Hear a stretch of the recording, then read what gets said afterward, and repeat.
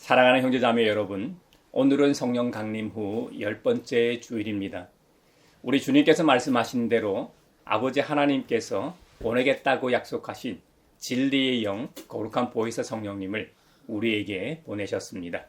그 성령님께서는 우리에게 모든 것을 가르치시고 주님께서 말씀하신 모든 것을 또한 생각나게 하시고 우리가 예수님을 주님으로 고백하게 믿음을 주셨습니다. 우리가 항상 성령 충만할 수 있도록 하나님께서 지금 우리를 부르십니다.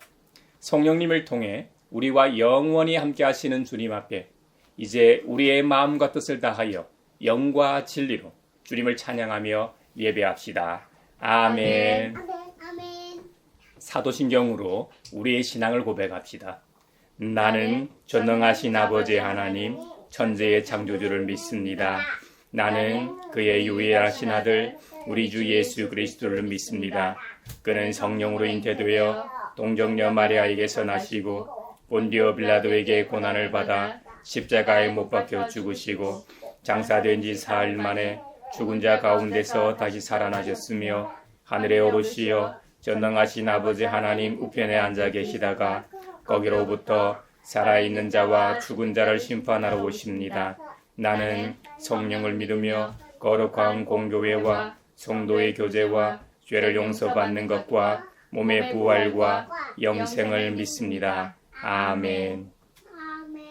임하소서 임하소서 불과 같은 성령이여 불의 혀로 임하셔서 진리 알게 하시옵고 불세례를 베푸시어 죄의 뿌리 소멸하사 거룩하고 깨끗하게 변화시켜 주옵소서.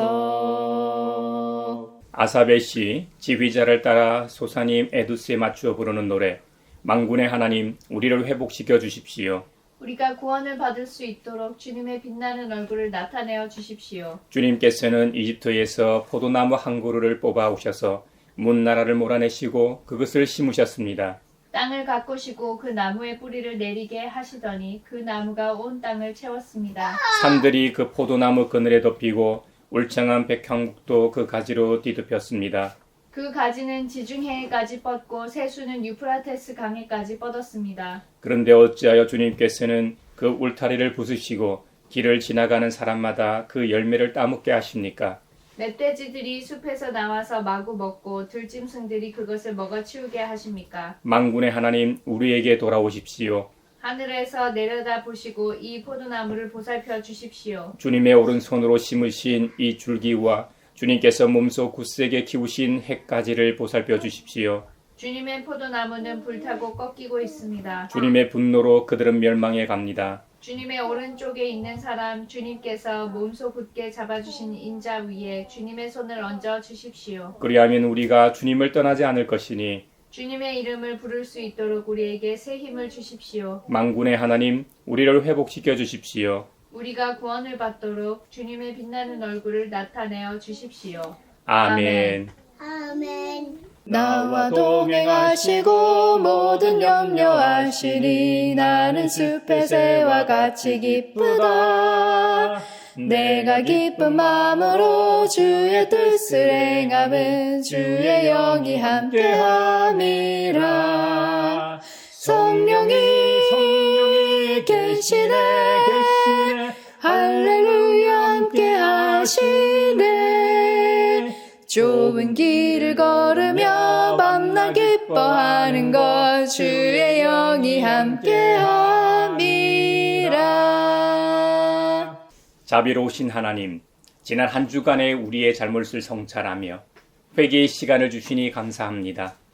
서로 사랑하라고 말씀하셨는데 사랑하지도 화목하지도 세상에 하늘의 평화를 전하지도 못했습니다. 하나님을 기쁘시게 하기는커녕 죄악된 길로만 다름질한 것 같아 죄송한 마음뿐입니다. 사랑하는 형제자매 여러분, 성령님과 함께 날마다 살아가는 우리가 되기를 바라며 주님 앞에 우리 죄를 고백합시다. 용서하시는 하나님이시며 은혜로우시며 긍휼히 여기시며 더디 노하시며 인자가 풍부하신 하나님, 우리 죄를 용서하시고 모든 불의에서 우리를 깨끗하게 해주시옵소서. 내 마음속을 비추시는 주님, 어둠에서 나를 지켜주소서. 내 마음속을 비추시는 주님, 당신 사랑 안에 쉬리라. 내 마음속을 비추시는 주님, 어둠에서 나를 지켜주소서. 내 마음속을 비추시는 주님, 당신 사랑 안에 쉬리라.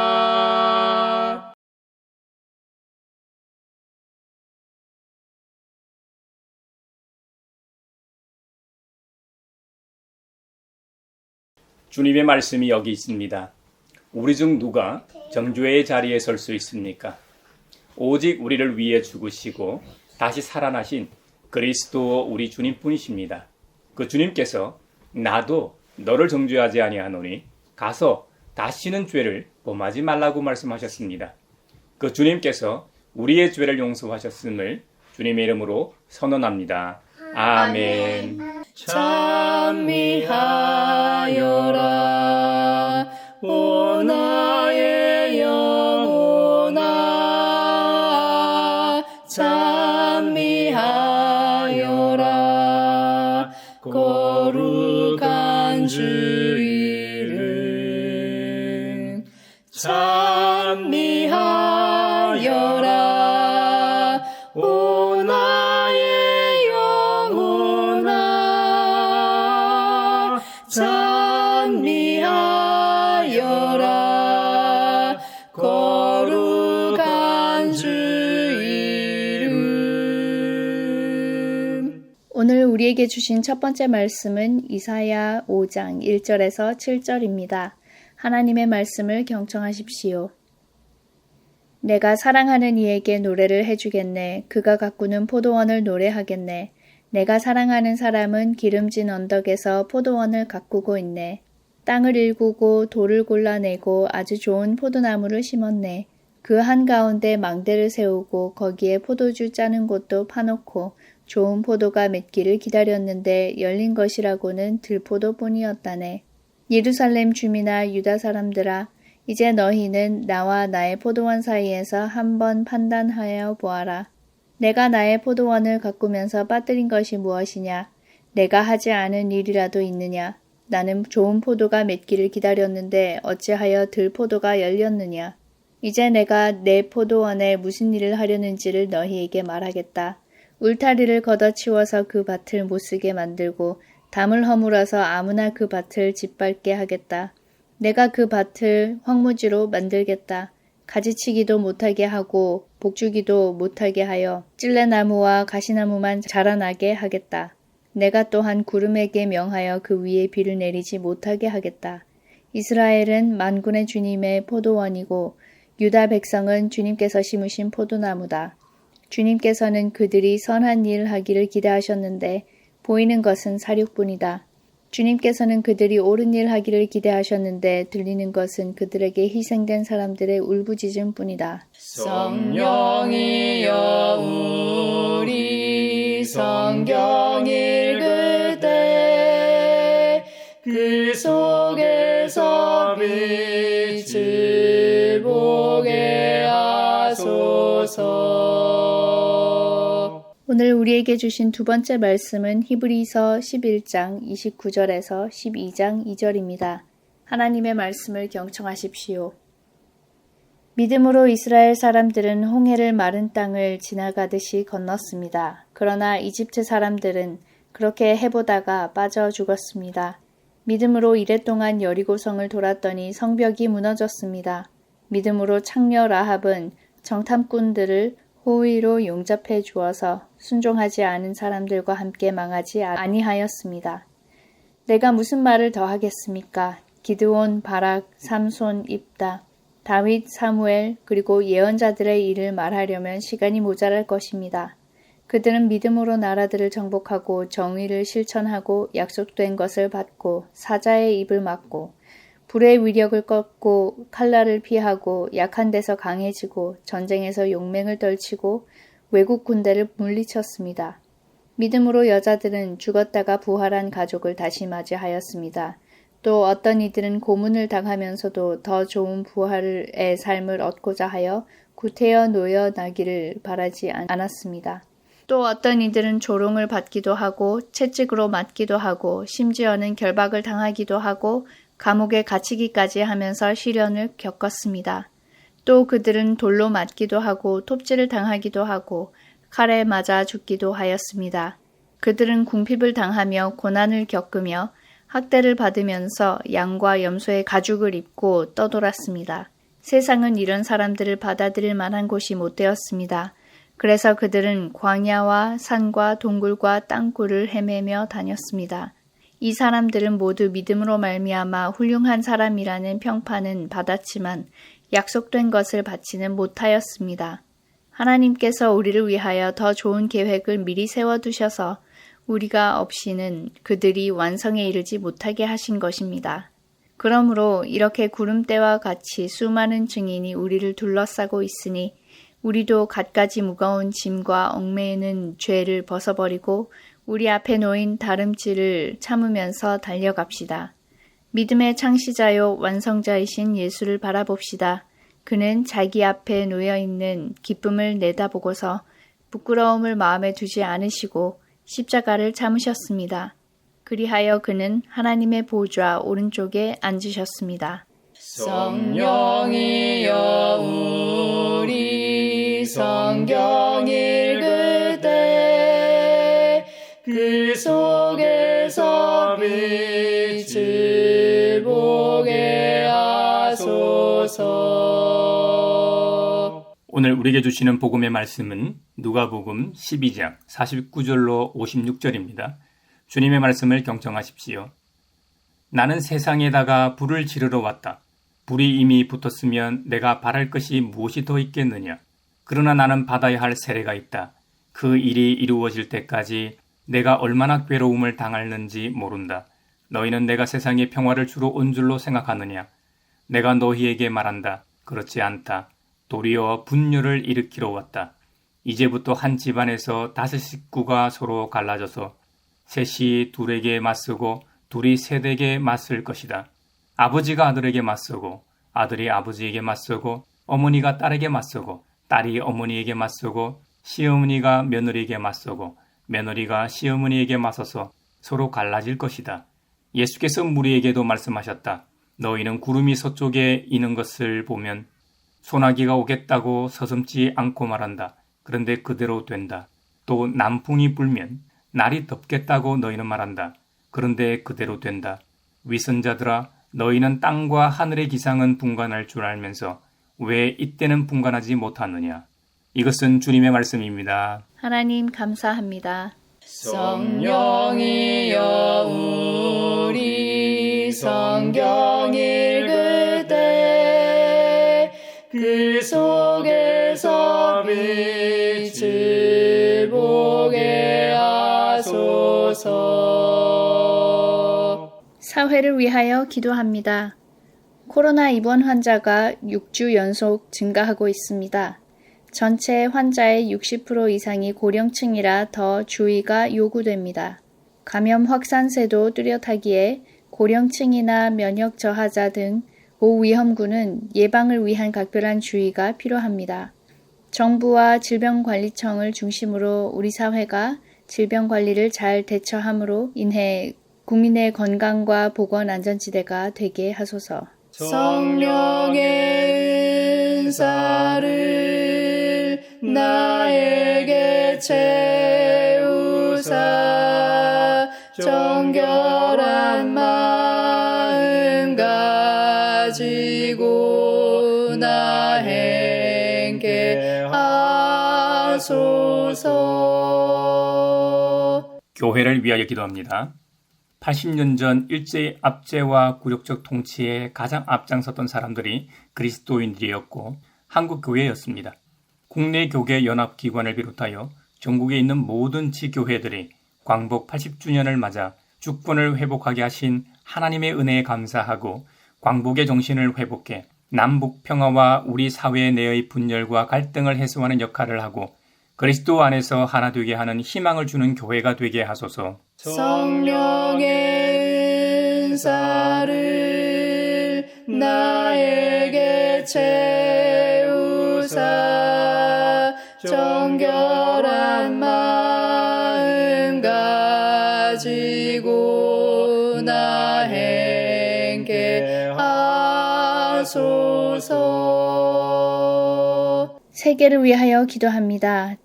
지난 16일 외교부에 따르면 캄보디아 캄포주 보코산 지역의 한 범죄 단지에 대형 쓰레기통에서 시신 2구를 수습했는데 그중 한 구는 한국인 남성으로 확인됐습니다. 그곳은 중국인 깽단 삼합회 등이 운영하는 대규모 사이버 범죄 장소로 유명한 곳입니다. 국제 엠네스티에 따르면 캄보디아에는 이 같은 범죄 단지가 50개 이상 있다고 합니다. 대부분 중국 깽단들이 운영 중이며 이들은 살인까지 서슴지 않는 잔혹함을 보인다고 합니다. 한국인도 올해 상반기에만 200명 넘게 그곳에 감금되어 보이스피싱 등 사이버 범죄에 동원되고 있습니다. 한국인뿐만 아니라 일본, 대만 등 취업난으로 인해 힘들어하는 젊은이들을 대상으로 이와 같은 범죄가 끊이지 않고 있습니다. 각국에서는 자국민 피해가 속출하고 있음에도 수사 권한이 없는 치유의 법권 지역이라 속수무책입니다. 캄보디아 정부가 오명을 씻기 위해서라도 앞장서서 범죄 조직을 소통하고 힘이 있는 나라들과 공조해 문제를 해결함으로 아시아에 진정한 평화가 오게 하소서. 성령의 은사를 나에게 채우사 정결한 마음 가지고 나 행케 하소서.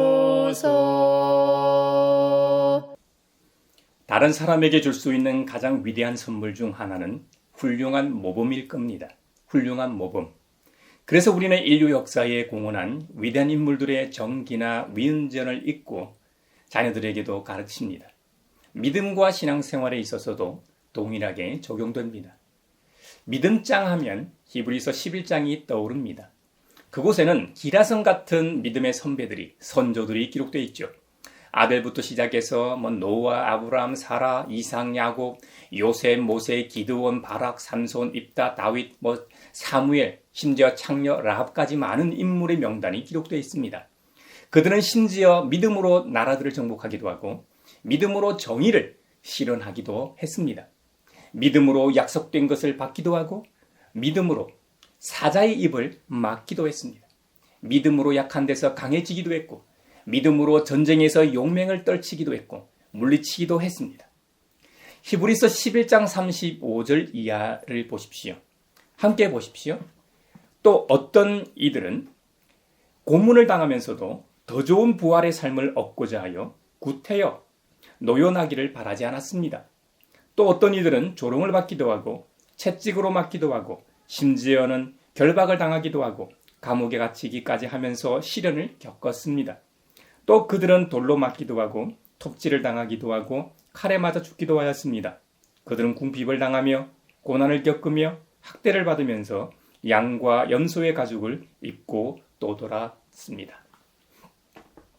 성경은 이런 믿음의 사람들에 대해서 정의하기를 세상은 이런 사람들을 받아들일 만한 곳이 못 되었습니다. 개역개정판에서는 이런 사람은 세상이 감당하지 못하느니라고 했습니다.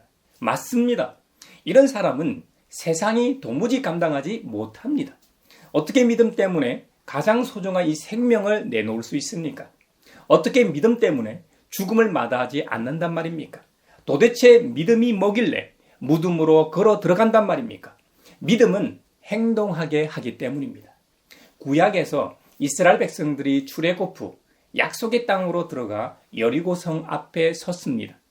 여리고성은 지구상에서 가장 오래된 도시 중 하나일 정도로 최고의 도시였습니다. 고고학적 발굴에 의하면 여호수아의 여리고성 전투 시기는 기원전 1400년경으로 추정됩니다. 이 시기는 말이죠, 고대 근동 지역의 청동기 시대 말기에 해당합니다. 여리고성의 성벽은 중기 청동기 시대인 2000년경에 건축된 것으로 추정됩니다. 이 시기는 아브라함이 갈대아 우르를 떠나 가나안으로 들어온 시기이기도 하죠. 심지어 성벽의 일부는 초기 청동기 시대인 기원전 3200년경의 것도 있다고 합니다. 정말 오래된 인류 역사의 초기 도시임에 틀림없는 것 같습니다. 역사는 길고 많은 경험을 한 성이었기 때문에 출애굽한 이스라엘 백성으로서는 정복하기 어려운 성이었습니다. 아니, 넘기에는 불가능한 성이었습니다. 그런데 여리고성을 어떻게 정복했나요? 정말 말도 안 되는 이상한 방법으로 정복했죠. 제사장 7이 양강 이 나팔을 잡고 언약궤 앞에서 전쟁하고 뒤를 이스라엘 모든 군사가 여리고성을 둘러 성 주위를 매일 한 번씩 6일 동안 이렇게 돌았습니다. 그리고 마지막 7째 날에는 어떻게 했습니까? 여리고성을 7번 돌았습니다. 그리고 마지막에 제사장들이 양강 나팔을 길게 불어 그 나팔 소리에 맞춰 이스라엘 모든 백성이 모두 다 함께 큰 소리로 외치면 여리고성이 무너진다는 겁니다. 참으로 황당무계한 방법이었습니다. 완전히 터무니없는 전술 아닙니까? 엉뚱하고 허무맹랑한 묘책이었습니다. 그런데 우리가 다 알다시피 그 말도 안 되는 방법이 그대로 이루어졌습니다. 진짜로 여리고성이 무너졌습니다. 이 방법이 아니었으면 여리고성은 절대로 무너지지 않았을 겁니다. 여리고성을 정탐한 정탐꾼들의 보고에는 없었지만 민수기에서 모세가 보낸 가나안 땅 정탐 장면을 보면 당시 상황이 어땠을지 어림짐작할 수 있습니다. 민수기 13장에는 가나안 땅이 어떤 곳인지 소상하게 기록하고 있습니다. 각 지파별로 한 명씩 12지파니까 12명을 뽑아 정탐꾼으로 보냈었죠. 그 정탐꾼 중에는 모세를 이어 지도자가 되는 젊은 여호수아도 끼어 있었죠. 그들이 보고한 가나안 땅은 어떤 곳이었습니까? 그 땅 거주민들은 강했습니까? 약했습니까? 또 그 수는 많았습니까? 적었습니까? 그곳은 살기 좋은 곳이었습니까? 사람 살만한 곳이 못 되었습니까? 토지는 비옥했습니까? 메말랐습니까? 정탐꾼들이 들고 온 그곳의 열매가 어땠다고 성경은 증언합니까? 포도송이가 얼마나 컸는지 포도송이가 달린 가지를 베어 두 사람이 막대기에 꿰어 메고 올 정도였습니다. 그런데 그곳 사람들은 자신들보다 거인이었습니다. 정탐꾼들이 자신들 스스로 보기에도 자기들은 메뚜기와 같았다고 기록하고 있습니다. 여러분, 출애굽에서 이곳을 향해서 왔으니 돌아갈 곳도 없고 안 들어갈 수도 없는 것이었습니다. 그런데 그들 앞에는 홍해만큼이나 어려운 환경이었습니다. 약속의 땅 가나안은 사람 살기에 너무나 좋은 곳이었지만 그곳 사람들이 이스라엘 백성들이 감당할 수 없는 강한 거인들이었습니다. 그런 측면에서 당시 상황을 이해하면서 여리고성을 생각해 보면 이스라엘 입장에서는 참으로 곤란한 상황이었습니다. 여리고성에 있는 사람들이 아무리 강하다고 해도 수적으로 보면 이스라엘 백성들이 절대적으로 많은 수였습니다. 꿀벌과 장수, 말벌을 한번 보십시오. 쉽게 이해할 수 있습니다. 장수, 말벌 한 마리가 꿀벌 수백 마리를 그 자리에서 죽입니다. 아마도 1대1로 싸우면 장수, 말벌 한 마리가 꿀벌집 전체를 초토화시킬 겁니다. 그래서 꿀벌들은 자기 집단을 지키기 위해서 수백 마리가 장수, 말벌 한 마리를 에워쌉니다. 에워싸고 날개짓을 하면 온도가 엄청 올라갑니다. 46도까지 올라가는데 이 온도는 꿀벌이 생존할 수 있는 최고의 온도라고 해요. 하지만 장수, 말벌은 열사병으로 죽는 온도라고 합니다. 10분 정도 46도를 유지하면 장수, 말벌이 죽는 것으로 관찰 실험에서 나타났죠. 이것을 전문적으로 꿀벌들의 열방어 행동이라고 하더라고요. 그러니까 제 아무리 강한 존재라고 해도 오늘날의 최첨단 무기가 아니라면 병력 수가 절대적으로 중요하다는 말입니다. 출애굽은 지금으로부터 최소 3,400년 전의 일입니다. 그러니 그 당시의 무기 체계로 볼 때 병력의 수가 곧 가장 강력한 무기였다는 말이 됩니다. 수비 병력보다 최소 3대 1의 비율이 필요하다는 것이 학계의 이론입니다. 성벽은 수비하는 입장에서 거대한 보호막 역할을 했습니다. 우리가 사극 드라마나 영화에서 보듯이 고대 사회에서는 이 공성전이 있었죠. 공격자는 사다리, 공성탑 등을 활용해 성벽 위로 올라가야 했습니다. 성벽 아래에서 위로 공격하는 불리함을 감수해야 했습니다. 또 성을 포위하고 장기전을 수행하기 위해서는 성 안의 병력보다 훨씬 많은 병력이 필요했습니다. 보통 공성전은 고증을 통해 볼 때 길게는 수개월에서 수년에 걸쳐 진행되기도 했습니다. 이 기간 동안 병력의 보급과 순환이 매우 중요했습니다. 우리에게 가장 익숙하고 유명한 안시성 전투도 장기간의 공성전으로 인해 추위와 식량 부족이 겹치자 점점 어려워졌습니다. 이런 이점으로 인해 대륙을 호령했던 당시 최강대국이었던 당나라를 막아낼 수 있었죠. 고대 중국의 병법서인 손자병법에는 공성전을 치르려면 병력이 10배는 많아야 한다고 저술하고 있습니다.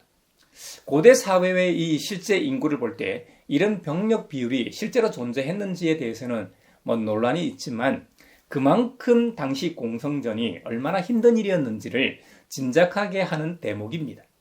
그래서 현대 학자들은 대체로 3대 1 이상의 비율을 성함락에 필요한 최소 조건으로 보는 것이죠. 이건 단순히 병력 수뿐만 아니라 보급, 사기, 공성무기, 투석기, 공성추 같은 공성무기들의 다양한 요소를 다 고려한 수치입니다. 앞서 안시성을 예로 들었는데요.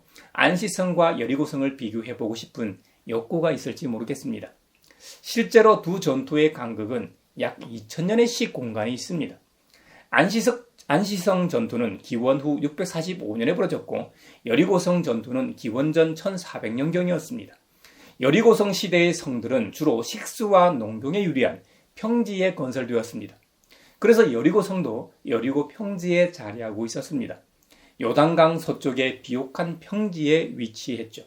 이는 농업 생산량을 극대화하고 물을 안정적으로 확보하기 위한 선택이었습니다. 그래서 방어는 주로 견고한 성벽 자체에 의존했습니다. 이중 성벽과 높은 보루는 당시 기술로서는 매우 뛰어난 방어 시설이었습니다. 반면 안시성은 기원 후 645년이었으니까 철기시대 이후 고도로 발달된 공성기술이 등장한 시기였습니다. 이 시기의 성들은 방의 효율성을 높이기 위해 천연의 요새를 활용하는 경향이 컸습니다.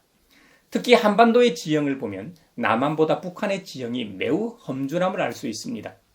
고구려는 산악 지형이 많은 북쪽에 위치했기 때문에 한반도의 북쪽 지역과 만주 지역의 특성을 살려 험준한 산 정상이나 능선의 산성을 건설했습니다. 그래서 험준한 지형 덕분에 당나라의 100만 대군을 막아낼 수 있었던 것이죠. 실제로는 100만일 수가 없죠. 100만이면 보급부대까지 치면 최소 200만이었다는 말인데 그건 현실적으로 불가능하기 때문이죠. 그만큼 많은 병력이 쳐들어왔다고 보시면 됩니다. 시대가 발전함에 따라 성의 입지가 단순히 생활의 편리성에서 군사적 방어의 효율성으로 변화했음을 알 수 있죠. 그러니까 여리고 성이 여리고 평지에 있었기 때문에 함락하기에 쉬웠던 것은 아니라는 의미입니다.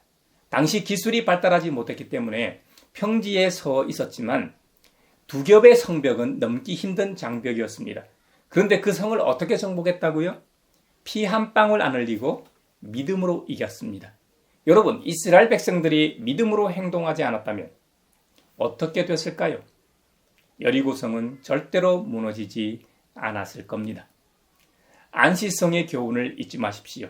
안시성은 비록 하나님을 믿진 않았지만 절체절명의 순간에 무조건 막아내야 성 안의 시민들, 자신의 가족의 생명을 지킬 수 있다는 신념 하나로 버텼고 이겼습니다. 그렇다면 전능하신 창조주 하나님, 만군의 여호와 하나님을 믿는 믿음으로 이기는 것은 너무나 당연한 것입니다. 사랑하는 형제자매 여러분, 저는 오늘 믿음은 행동하는 것임을 설교하고 있습니다. 여리고성 앞에서 정말 황당무계하고 얼토당토 않은 방법을 요구하실 때 그들이 상식적으로 생각해 볼 때 장난하나 하고 그냥 무시했다면 지금의 이스라엘은 없을지 모릅니다. 믿음은 행동하는 것입니다. 믿음은 행동하게 돼 있습니다. 히브리서 11장 처음에 어떻게 시작합니까? 믿음은 바라는 것들의 확신이요 보이지 않는 것들의 증거라고 했습니다. 우리 믿음의 선조들은 이 믿음으로 살았기 때문에 훌륭한 사람으로 증언되었다고 기록하고 있습니다. 여러분, 이 세상이 어떻게 창조되었습니까? 이 세상을 누가 창조했습니까? 믿음으로 아는 것입니다. 여러분, 과학과 종교, 즉 신앙은 서로 충돌하고 대립하지 않습니다. 서로 상호 보완적입니다. 상호 보완적. 과학이 고도로 발달하고 새로운 사실들이 밝혀진다고 해서 우리의 신앙이 흔들리는 것이 아닙니다. 우리의 신앙이, 우리의 믿음이 더 견고해지는 지는 근거들이 생기는 것입니다. 물론 오늘날 과학자들의 대부분은 95%는 종교를 배척합니다. 더 정확하게 말하면 5%는 믿음이 좋은 사람들이고 약 20에서 30%는 아내나 가족들, 집안 내력 때문에 교회를 나가거나 종교 활동을 합니다만 자신 스스로 신의 존재를 믿는 과학자는 약 5% 정도라는 통계를 본 적이 있습니다. 만유 인력의 법칙을 발견한 아이작 뉴턴, 위대한 과학자죠. 그는 자연의 질서 속에는 신의 이성이 깃들어 있다고 말했습니다. 뉴턴은 하나님의 말씀인 성경을 참 좋아했어요. 그래서 과학은 신의 법칙을 발견하는 수단이라고 봤습니다. 또한 케플러의 행성 운동 법칙으로 유명한 요하네스 케플러는 천문학자이면서 수학자였죠. 케플러는 나는 신의 생각을 수학적으로 읽어내려는 사람이다 라고 말했습니다. 신의 조화를 이해하는 것이 곧 과학이라고 본 것이죠. 현대 우주론에 있어서 가장 중요한 이론인 빅뱅 이론의 아버지로 불리는 벨기에의 물리학자이자 가톨릭 사제인 조르주 르베르트 신부는 과학은 우주의 시작을, 종교는 시작의 의미를 설명한다고 말했습니다. 그러니까 이런 과학자들에게 있어서 과학과 종교는 절대로 대립하고 충돌하는 게 아닙니다. 둘은 절대로 같이 할 수 없는 존재가 아니라는 겁니다. 이들은 신앙은 과학 안에서 신의 질서를 읽는 행위라고 봤습니다. 앞서 말한 과학자들은 인류 역사에 있어서 정말 위대한 과학자였지만 좀 오래된 인물들이니까 무시할 수 있을지 모릅니다. 하지만 최근 인물들은 또 어떨까요? 인간 게놈 프로젝트를 이끈 유전학자 프란시스 콜린스는 대표적으로 과학과 종교의 조화를 주장하는 과학자입니다. 콜린스는 진화론은 하나님이 선택한 창조 방식이다. 하나님은 진화를 통해서 창조하셨다는 말입니다. 콜린스는 자신의 책 신의 언어에서 이렇게 말하고 있습니다. 과학은 어떻게, 신앙은 왜를 설명한다고 말입니다. 정말 와닿는 말입니다. 또 이자 물리학자였다가 성공의 사제가 되었던 존 폴킹혼이 있습니다. 폴킹혼은 케임브리지에서 물리학 교수로 있으면서 쿼크의 존재와 양자역학의 개념을 연구하며 과학계에 크게 기여한 과학자입니다. 그는 뛰어난 물리학자로서 명성을 날리다 신학을 공부하고 성공의 사제 소풍까지 받았습니다. 그 이후 과학과 이 신학을 융합하는 연구에 몰두했고 저 같은 사람에게 적지 않은 영향을 끼쳤습니다. 폴킹호는 과학은 신의 창조 세계를 탐구하는 방법이고 신학은 그 세계를 이해하는 또 다른 방법이라고 말했습니다. 과학은 세상의 구조를 설명하고 종교는 세상의 목적과 의미를 설명한다고 봤던 것이죠. 그러니까 두 학문이 서로 보완적인 관계라는 것이죠. 저도 한때 진화론을 100% 배격했었습니다. 학교에서 배우는 진화론과 교회에서 어릴 적부터 배웠던 창조론의 충돌과 이 대립으로 진화론을 기독교를 위협하는 이단으로 여겼었죠. 하지만 저 역시 인간 게놈 프로젝트를 이끌었던 프란시스 콜린스처럼 진화론은 하나님께서 선택하신 창조의 방식이라고 믿고 있습니다. 우리 몸속에 있는 DNA는 신의 언어라고 믿고 있죠. 여러분은 이런 위대한 과학자들이 왜 과학과 종교를 상호 보완적인 관계로 볼까요?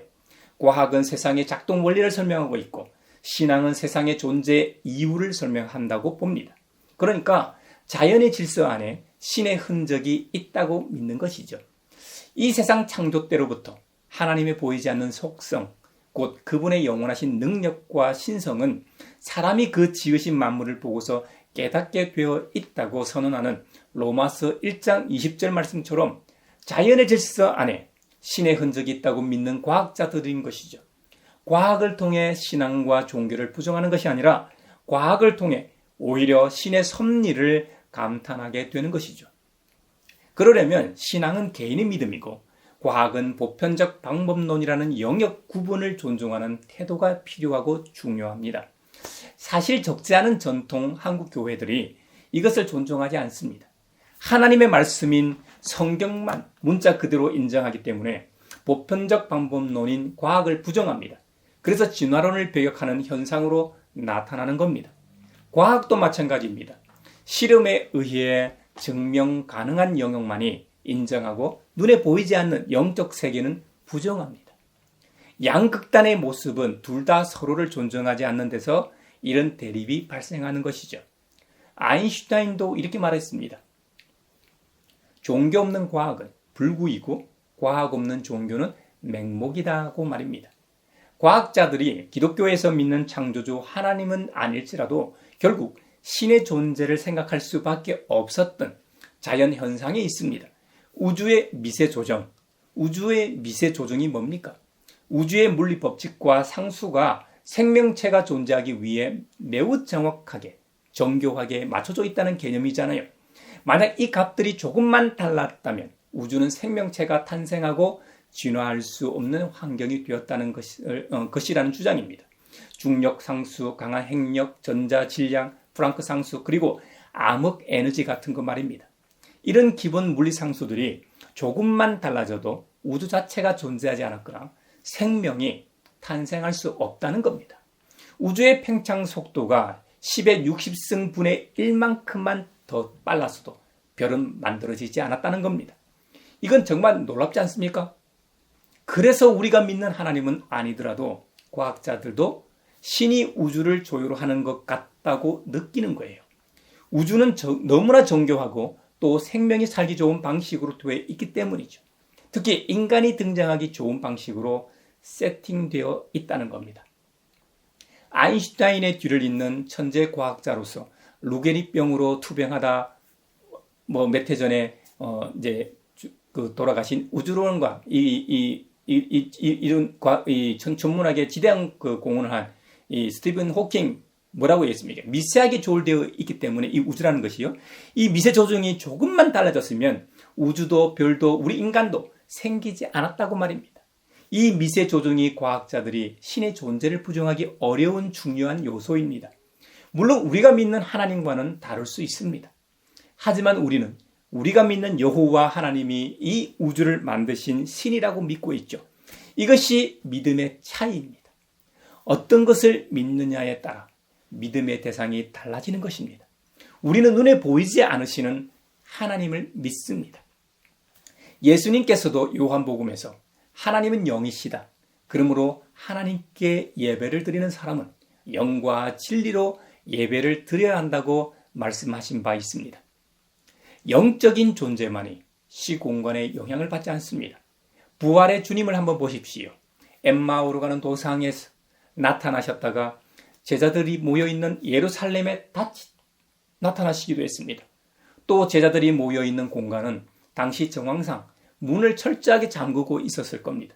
그런데 아무도 문을 열어준 이가 없는데 제자들에게 나타나시기도 했습니다. 부활의 주님은 시공간의 제약을 받지 않으셨습니다. 여러분, 그러니 믿음이 없는 사람은 절대로 영이신 하나님을 못 보는 것이 당연합니다. 찬송가 545장 이 눈에 아무 증거 아니 배워도를 한번 보십시오. 이 눈에 아무 증거 아니 보여도 믿음만을 가지고서 늘 걸으면 이 귀에 아무 소리 아니 들려도 하나님의 약속 위에 서리라. 걸어가세 믿음 위에 서서 나가세 의심 버리고 걸어가세 믿음 위에 서서 눈과 귀에 아무 증거 없어도 여러분 그렇습니다. 믿음으로 걸어갈 때만이 하나님이 보입니다. 믿음으로 약속하신 하나님의 말씀을, 이 성경의 말씀을 붙들고 갈 때만이 그 음성이 들립니다. 이 세상에서는 눈과 귀에 아무 증거가 없을 수도 있습니다. 아니, 없는 것이 물질 세계에서는 당연한 것입니다. 하지만 믿음 위에 서서 나아가면 히브리서 11장의 말씀처럼 믿음은 바라는 것들의 실상이요 확신이 됩니다. 보이지 않는 것들의 증거가 됩니다. 할렐루야. 우리도, 저와 여러분도 성경에 나오는 믿음의 선배들처럼 이 믿음으로 살다 보면 선진들이 믿음의 증거로 자신들을 증명했던 것처럼 우리도 그렇게 증언될 것으로 확신합니다. 사랑하는 형제자매 여러분, 이번 한 주간도 믿음 위에 섭시다. 그러면 그 믿음이 우리를 행동하게 합니다. 영으로 우리와 함께 하시는 그리스도 안에서 믿음으로 행동하며 살아가는 우리 모두가 되길 바랍니다.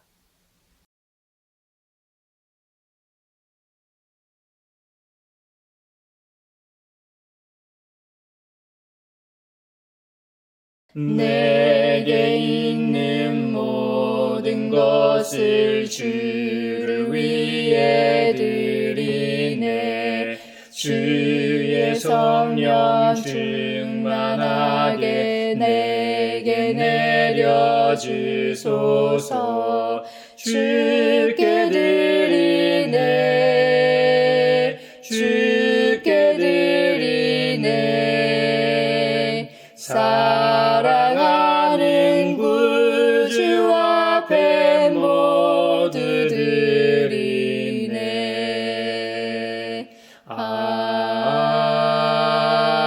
아멘. 여기에 모인 우리는 우리의 믿음의 역사와 사랑의 수고와 우리 구주 예수 그리스도에 대한 소망의 인내를 여기 봉헌에 담아 올려드립니다. 주님께서 말씀하시는 대로 인색함으로나 억지로 하지 않고 하나님 나라를 바라보며 그리스도인으로 살게 하심에 감사하여 각각 그 마음에 정한 대로 즐거운 마음으로 바치오니 향기로운 예물이 되게 하소서.